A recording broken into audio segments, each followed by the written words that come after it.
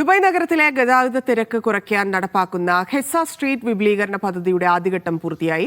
അൽഖയിൽ റോഡിൽ നിന്ന് Sheikh Zayed road വരെ നീളുന്ന റോഡ് 4.5 കിലോമീറ്റർ ഭാഗമാണ് വിപുലീകരണം പൂർത്തിയാക്കി ഗതാഗതത്തിന് തുറന്നുകൊടുത്തത്. പദ്ധതി പൂർത്തിയായതോടെ ഹെസ്സ സ്ട്രീറ്റിലെ റോഡിലെ ലൈനുകളുടെ എണ്ണം 2-ൽ നിന്ന് 4 ആയി. പദ്ധതിയുടെ 90% ഏകദേശം പൂർത്തിയായതായി RTA പറഞ്ഞു.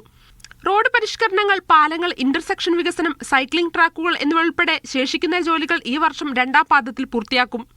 പദ്ധതി പൂർത്തിയാകുമ്പോൾ റോഡിന് ഓരോ ദിശയിലേക്കും സഞ്ചരിക്കാവുന്ന വാഹനങ്ങളുടെ എണ്ണം മണിക്കൂറിൽ 8000-ൽ നിന്ന് 16,000-ആയി വർദ്ധിക്കും.